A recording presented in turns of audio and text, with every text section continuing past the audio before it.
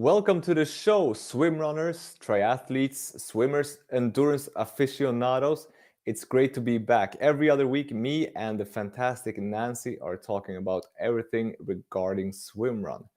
So I was off last time. Have had different issues that came about, but now I'm back, and let's just tell you, it's great to be back. Great to see you again, Nancy. Hi. Thank you. Hey.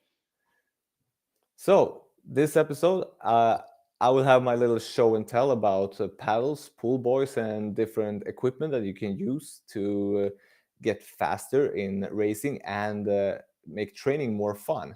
And Nancy has done a fantastic interview, so I'll just let Nancy take it from here. Thanks, Villa. I'm glad you're back because you always say fantastic when you're talking about me. So it just builds my ego. It's very nice. Well, the topic is pool boys and paddles. So I thought the best person we can really talk to is Fanny Kuhn, who is a former competitive swimmer. And it's really time appropriate to bring Fanny on right now because she's also involved, the company where she works, Race ID. They're doing a virtual fundraiser called Run for Ukraine. And you can swim, run, and do it any way you want. But I really wanted to get Fanny on to talk to her about two specific things. Really about her beginnings with swimming, getting into swim running, and some technical advice that she can give us, especially with open water. And then after Villa, after you kind of talk about the paddles and pool boys, Fanny's going to come back and talk to us a little bit more about this virtual fundraiser for a very, very important cause. So let's take a look at Fanny. So Fanny, just to be clarified here, is the 2019 women's world champion in swimrun. And she, in that year, I can't remember how many races she won with Desiree, but she is just an amazing force on the field. So let's hear what Fanny has to say. So Fanny, how many times have you won the world championship? Is it 2 times or 3 times? No, I've actually only won it 1 time. I have participated 5 times, but and I've been on the podium 4 times, but only won it once, the last one. We have a world champion with us here speaking to us. So tell me a little bit about your background. I think you're a swimmer, is that right? And how you actually got into swimrun. Yeah, so I was a competitive pool swimmer pretty much all my life. Like my dad was a swimmer, so that's sort of how I got into the swimming sport in the beginning. And I swam on participated in the Swedish junior national team when I was younger, and then I continued on to swim for a Division I school in the US when I went to college, University of Louisville, and after that, I sort of stopped swimming because that's what most people do after college. You just leave their sport. And I started to train just to train. And I thought it was a little bit hard and weird. And because sport has always been such a big part of my identity. And I started to try triathlon a bit and came in contact with people that do long distance sports and slowly started to swim in open water and started to like that. It was very scary in the beginning, not gonna lie. It's definitely a transition period for any swimmer that wants to go from the safe pool to the uncertain ocean. But eventually I got there. Now, I mean, if I had to choose between pool and open water, I would definitely choose the open water. So you can really change your mind. I don't think I've been in a pool in 5-6 years now. I just can't. Really? Yeah, even though it's cold, I'd still rather do that. So how many hours, that's a long swimming career, actually. How many hours a week would you be training at that time when you were really competing? Well, in college was the most that I trained. I think 20 to 25 hours a week we did. And that's like with both swimming, and we did also 3 times a week we did strength training in the gym also, but the rest swimming pretty much. And have you ever had that moment where you just didn't want to swim at all? Like, I mean, just not but just, I can't do this. Well, at some points when I went periods of not making a best time for a long time, I definitely felt that way sometimes, but I don't know, I've always liked swimming, and I still do. I mean, many people get really tired of it after college, but I just have never gotten tired of it. I don't know really why. I must be a little bit crazy, but yeah. Yeah. But you like you do, correct me if I'm wrong, but did you not do in Spain a 10-kilometer swim recently, and you won? Yeah, it was I've done a few longer swims also. The longest I swam was 20-kilometer once. It was kind of crazy. That was honestly a little bit too long. My tongue kind of swelled up like a sea cucumber. Yeah. How long did it take you to do 20K? Well, it was like organized, so we stopped 5 minutes every hour. But what was it? It was a little over 5 hours, I think, or something like that. Yeah. So yeah, what keeps you motivated to train? Like in the pool, I mean, we can talk about open water briefly after, but like using the techniques and the drills, like do you still use a lot of pull buoy and paddles and things like that? Does that motivate you in the pool? Because it can be pretty boring sometimes.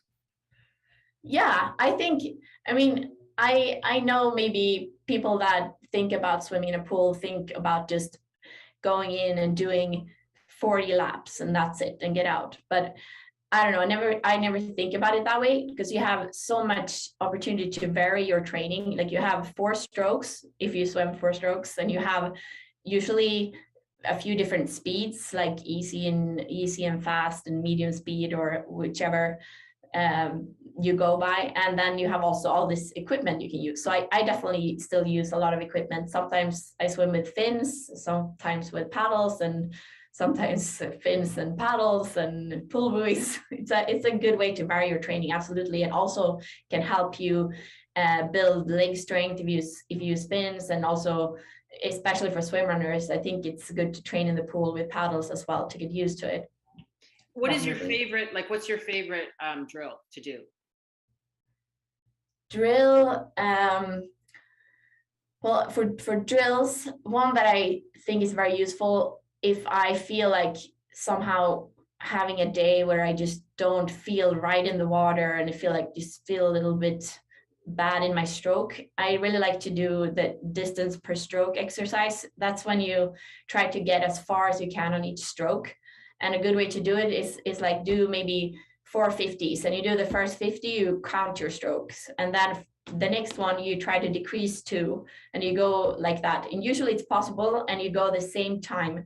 You usually get the same time on each 50, just that you're more efficient, and that's a good way to build it up. So that's something I really like to do. And when you made the transition into Swimrun, like how did your swimming change? Because obviously, you know, that you're wearing shoes, so your feet are weighed down a little bit. Do you some people still don't use paddles when they swim? How did you transition your sport into Swimrun? Like in swimming, like we did use paddles as well. Like as a swimmer and pool swimmer, we use paddles a lot to build strength in the different strokes. So I was used to do that already a little bit. But of course, the Swimrun is another level. Like sometimes you do practices where almost, 75% is with paddles. So I think it's important to build up to it. I try to do that as well to the paddle swimming, but it is important that you don't do it too fast, because you can get shoulder injuries and so on.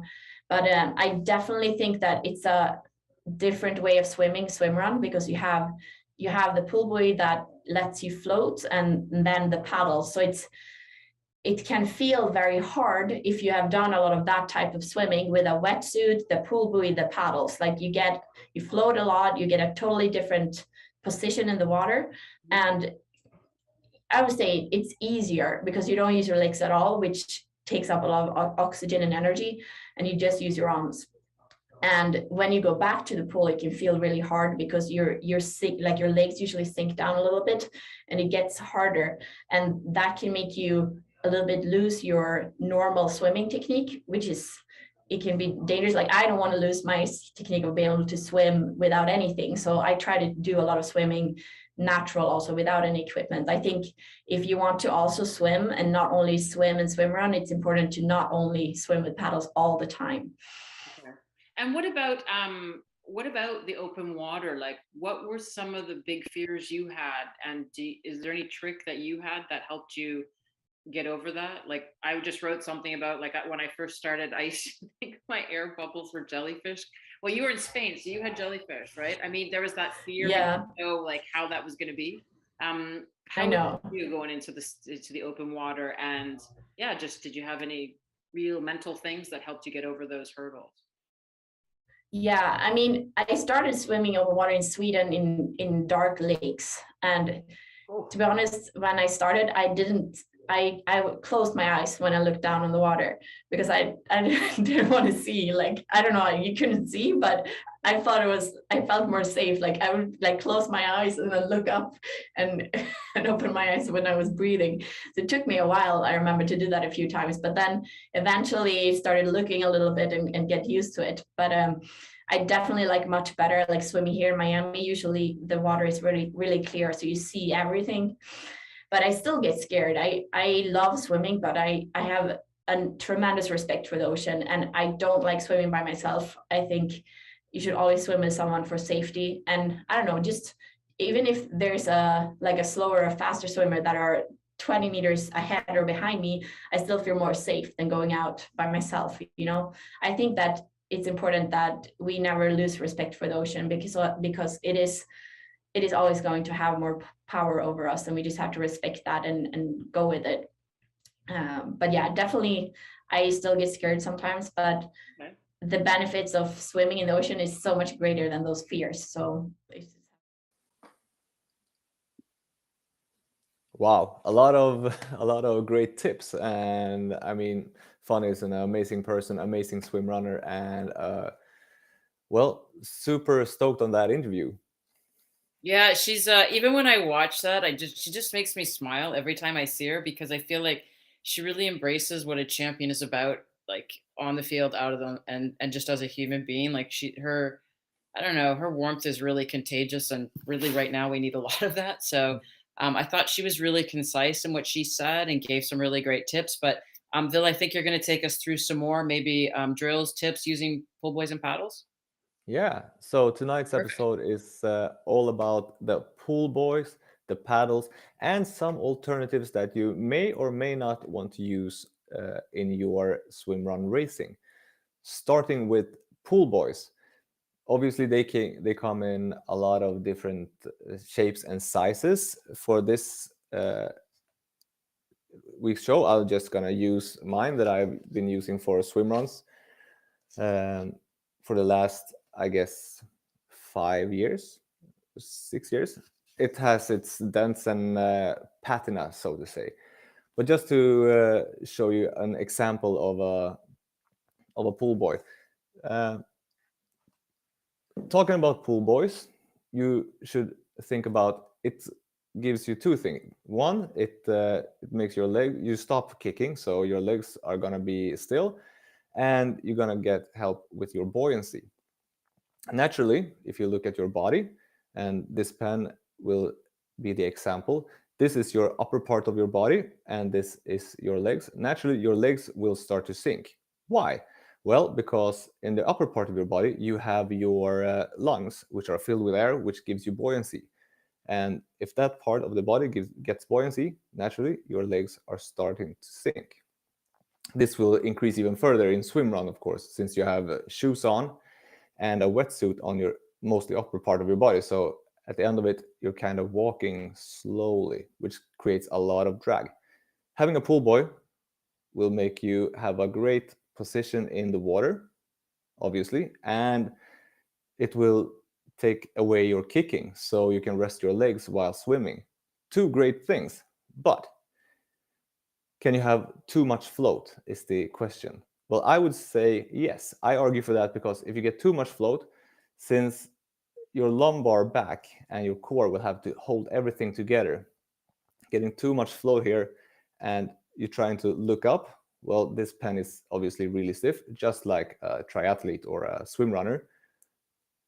You need to brake at some point and you will brake in the middle. So sure, big pool boys are great, but don't overdo it. They come in a lot of different shapes and sizes. I'm Swedish, so I'm Mr. Medium. That's our nature here in Sweden. So I would say go for the medium alternative, and after that you can kind of feel where you are. Remember that you need more float outside in the ocean since you have shoes on than you need in the pool. So another thing that's really important when using a pool buoy is when you have it between your legs, you become more static. And that means that if you're having imbalance in your stroke up here in the shoulder, it will travel down. So if you have an imbalance in the upper part of your body, it has to be corrected somewhere. And usually it's the core that is the weakest point of that total body length. So your legs will flare out to the side and create a lot of drag. So in that case, focus on getting a bigger rotation while swimming. So bigger rotation when you start your pool. So that's it about the pool buoys for this time, but I can talk for hours upon hours on using pool buoys. And as Fanny said in the interview, you shouldn't stop practicing without it. It's great to be able to swim without your pool buoy because who knows, one day you might lose it on a race, or you just want to go out for a casual swim with your buddies and you don't bring all your equipment. Next thing up is the paddles. And paddles, as you can see here, comes in many shapes, sizes, and colors. Well, so the shape and size are kind of similar. The shape is kind of similar. This one has a little curve up here. This one is gigantic. Same here. Is bigger better? No. Easy answer. You shouldn't have a paddle that is too big because it will put too much emphasis on brute force, and nobody is that strong. Remember, swimrun is an endurance sport. So having big paddles are great if you have the strength to master it. But most of us are mere mortals who can't do it. The top podium finishing people like Fanny and all the other awesome athletes, they can sure pull off this paddle. I would say I use this for maybe 50 meters max, just for strength training. But other than that, I'm back to being Mr. Swedish, Mr. Medium, go for a smaller paddle. That's perfect for the endurance game. Think of it as you have two kinds of muscle fibers. One that is about explosiveness and power, and one that is about endurance and keep on riding on. And since most swim runs have extensive swimming, you shouldn't burn all your matches doing the explosive thing, because when they're burnt off, they're gone. You can't use them anymore. Save those for the finishing kick and have some strength left using a little bit smaller paddles during racing and during training, so you can still have an efficient stroke all the way. And how should you practice that? Well, practice in the pool with paddles. Don't go too much with the paddles, but I mean, since you're probably a swim runner watching a swimrun live show, use them quite a lot, but not all the time. Another way to get great at using paddles is using the anti-paddle. The anti-paddle is the fancy name for a tennis ball. So instead of using this big surface area, getting a lot of water to pull you through the swim, you hold the tennis ball and you get a convex area that pushes the water away from your hand. So you're not getting a great catch. Instead, you force it to use your forearm to push yourself forward. So bring two tennis balls and try to swim with them. And after that, try it with your paddles and feel the difference. So this is a great way to learn how to swim with paddles, not using paddles. You will become a much better swimmer, I guarantee it.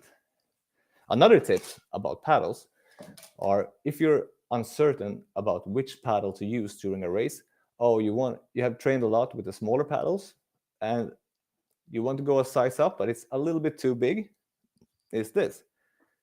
You can duct tape the holes on your paddle.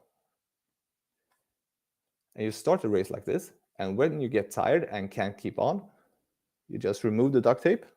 See if I can do it here. And put it in your wetsuit, because you can't throw litter in nature, of course.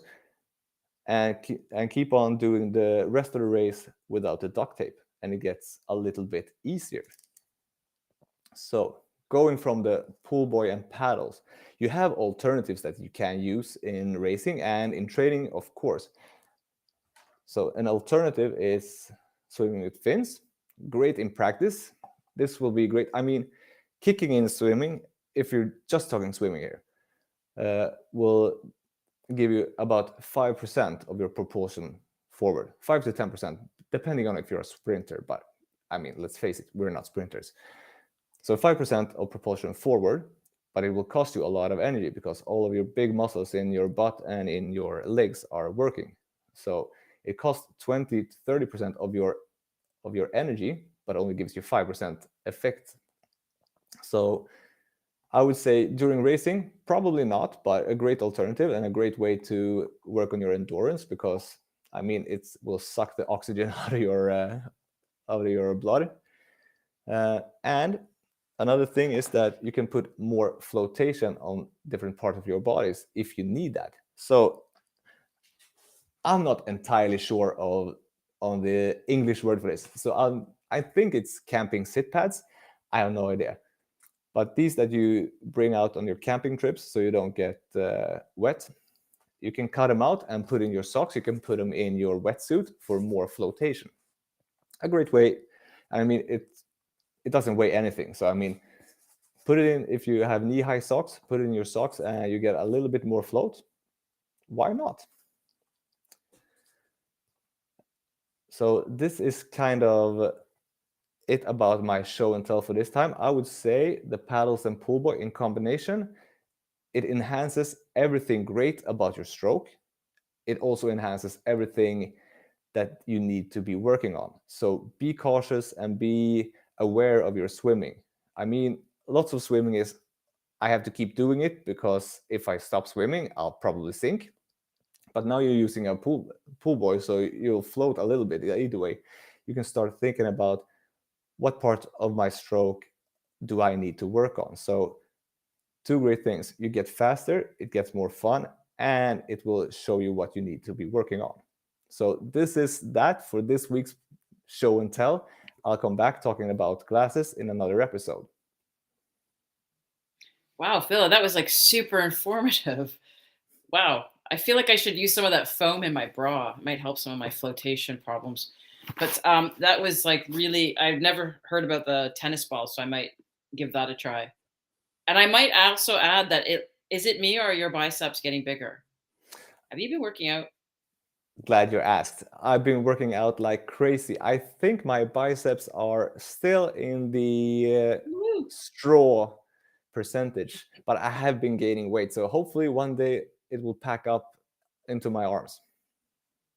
I think so. Well, you can tell something's you're working on something. So I think we're just going to take a quick look now that we've had the overview sort of the paddles, and that was really informative. So I'm happy to have listened to that. We just want to go back to Fanny. She's going to close off this episode talking about something that, well, everyone's talking about what's happening in Ukraine at the moment. And Race ID has come up with this fantastic virtual fundraiser, and Fanny's going to talk us through a little bit more of it. It's called Run for Ukraine. Oh yeah, thank you so much for having me on here and maybe being able to tell people about it. So it is, I work for a company called Race ID, which is a platform for endurance racings. It's for organizers to organize events, and it's for participants also to connect in a big network. And our biggest mission is to just inspire people to live an active lifestyle. Okay. And our development team is based in Ukraine, and so it's all my colleagues that I work with and speak with every day. And now they're sitting there and getting bombed and fear for their lives while we are here safe. And it's incredible, and I just can't understand it. And of course, we are all very concerned about them, but also the rest of the population. And we really feel helpless here, and we just didn't know what to do. So we decided to start this virtual race called Run for Ukraine, where it's just on using the Race ID platform. You can sign up like for any regular race, and you can run 5 kilometers, and you log your result if you want, and you can donate more money, and all of the money we will donate to an organization that helps the refugees. And it's just something that we decided to do to feel like we could help in some way, and we're trying to spread the race as much as we can. Is it only running, or is there swimming? No, so we called it Run for Ukraine, but there are different classes. You can run, swim, bike, or walk as well. So you can, when you sign up, you have the opportunity to choose a different class. So tell me, how do we sign up, and until when can we participate in this? It's going on now until the end of March, the 31st of March. So you can sign up and participate all until then. And we already got in a bunch of people that registered and really support us with this. So we're really grateful for that. So if we just go to the Race ID website, there'll be something there that directs us to this run? Yeah, if you want, I can share with you a link if you want to put it somewhere in Perfect. connection to the podcast. But yeah, you can go to raceid.com and search for Run for Ukraine in the calendar. Or the Race ID app also, if you have it, you can search there and just register directly on the platform. And Fanny, how can people follow you on Instagram? Because I love your Instagram account. They're always like frank and funny, and you're smiling, and it's just, I don't know. How can people follow you? Well, I just try to post positive things about being active and swimming and everything. My Instagram account is called Fanny from SWE, Fanny from Sweden. It's a very corny name, but it is. I started when I was in the college in the US, because I had a really bad accent. Always had to explain that I was from Sweden. So I always was, hi, I'm Fanny from Sweden. So it just became a little thing. So that's why. We'll tell people to go and follow Fanny from Sweden. And I really appreciate your time. It's a great cause, and I hope lots of people. I'll keep telling people down here as well that they need to sign up and support Run for Ukraine. So thank you so much for talking with us. Thank you so much for having me. So I just wanted to, Ville, I know you're going to take us out, but I just want to add, I have 2 colleagues in Ukraine. One went to visit her family on the 21st. She lives in Monaco. She's 20 years old. She's being bombed. My other colleague just left Ukraine. Her father is there. He's staying to fight with the family. We all know somebody. We all see pictures. I mean, this is one little thing that everybody needs to do. Tag people. It's €5. You can donate more. It's the least we can do. We have to keep trying to raise money. We have to keep trying to raise awareness, because the longer we can, the more we share. I honestly side with hope. And as long as we believe in that, then being inactive is not going to solve anything right now. So if you can, tell your friends about Run for Ukraine, it would be great. Yeah, as both Nancy and Fanny put it, I mean, we who live here in the safer parts of the world, I mean, it's the least we can do. We still go out training, so train with a purpose. And with that, go into Race ID, log in, and I mean, do your training session and help out a bit.